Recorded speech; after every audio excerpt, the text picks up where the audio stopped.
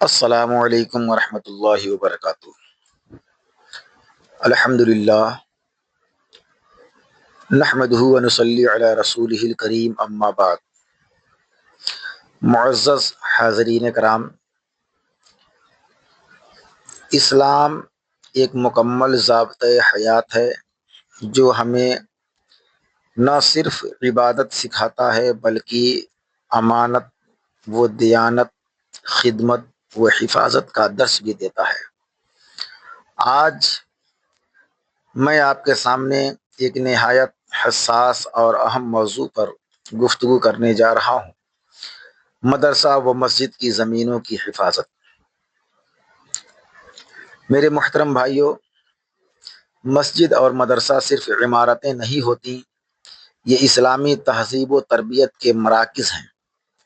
مسجد اللہ کا گھر ہے اور مدرسہ علم دین کا چراغ ہے۔ ان کے لیے جو زمین وقف کی جاتی ہے وہ دراصل اللہ کے نام پر صدقہ جاریہ ہوتی ہے، جس پر کسی کا ذاتی حق نہیں رہتا۔ قرآن مجید میں اللہ تعالیٰ فرماتا ہے: مساجد صرف اللہ کی ہیں، پس اللہ کے ساتھ کسی اور کو شریک نہ کرو۔ اسی طرح رسول اللہ صلی اللہ تعالیٰ علیہ وآلہ وسلم نے فرمایا: جس نے اللہ کے لیے مسجد بنائی، اللہ اس کے لیے جنت میں گھر بنائے گا۔ لہذا مسجد و مدرسہ کی زمین محض دنیاوی نہیں بلکہ دینی امانت ہے۔ افسوس کے ساتھ کہنا پڑتا ہے کہ آج کل وقف زمینوں پر ناجائز قبضے، تنازعات اور غفلت عام ہو چکی ہے۔ کئی جگہوں پر مدرسہ و مسجد کی زمین پر لوگ ذاتی مکان یا دکان تعمیر کر لیتے ہیں۔ کچھ مقامات پر کاغذات مکمل نہیں ہوتے، رجسٹری یا وقف بورڈ رجسٹریشن نہیں ہوتا، جس کا فائدہ لوگ اٹھاتے ہیں۔ یہ صرف قانونی جرم نہیں بلکہ شرعی خیانت ہے۔ نبی کریم صلی اللہ تعالیٰ علیہ وآلہ وسلم نے فرمایا: جس نے کسی کی ایک بالشت زمین ظلم سے لی، قیامت کے دن اسے 7 زمینوں تک دھنسا دیا جائے گا۔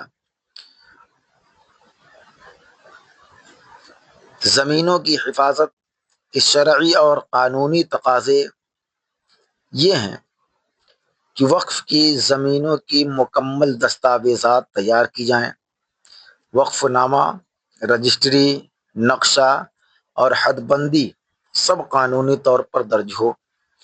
وقف بورڈ یا امید پورٹل پر رجسٹریشن کرائیں تاکہ سرکاری ریکارڈ میں یہ زمین درج ہو جائے۔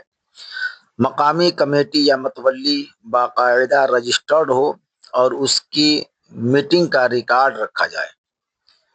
اگر کوئی ناجائز قبضہ کرے تو قانونی کارروائی کی جائے۔ خاموشی خیانت کے برابر ہے۔ مدرسہ و مسجد کی ریکارڈ کو آن لائن ایڈٹ رکھا جائے تاکہ آنے والی نسلیں محفوظ طریقے سے ذمہ داری سنبھال سکیں۔ اجتماعی و اخلاقی پہلو بھی ہیں۔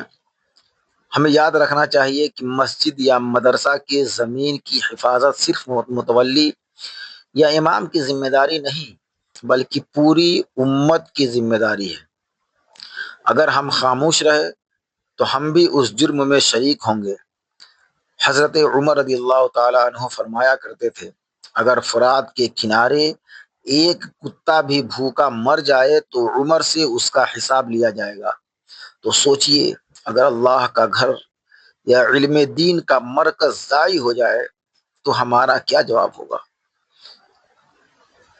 عملی اقدامات کرنے کی ضرورت ہے۔ محلے میں وقف کمیٹی بنائی جائے، ہر مسجد و مدرسہ کی زمین کا نقشہ، حدود اور کاغذات فائل میں محفوظ رکھے جائیں۔ لوگوں کو شعور دیا جائے کہ وقف کی زمین میں ذاتی استعمال حرام ہے۔ سوشل میڈیا اور تقریبات کے ذریعے آگاہی مہم چلائی جائے۔ اگر زمین خالی ہو تو اس پر مدرسہ، لائبریری یا اسلامی مرکز قائم کیا جائے تاکہ زمین بیکار نہ پڑی رہے۔ محترم سامعین، یہ زمینیں ہمارے آباء و اجداد کی امانت ہیں، اگر ہم نے ان کی حفاظت نہ کی تو ہم اپنی نسلوں کو ایک شرمندگی اور گناہ کی وراثت دیں گے۔ آئیے عہد کریں، ہم اپنی مسجد و مدرسہ کی زمینوں کی حفاظت کریں گے، ان کا صحیح استعمال کریں گے اور ان کے کاغذات مکمل کرا کے وقف کے نظام کو مضبوط بنائیں گے۔ اللہ تعالی ہمیں امانت داری، دیانت داری اور خدمت دین کی توفیق عطا فرمائے۔ السلام علیکم ورحمۃ اللہ وبرکاتہ، وما علینا الا البلاغ المبین۔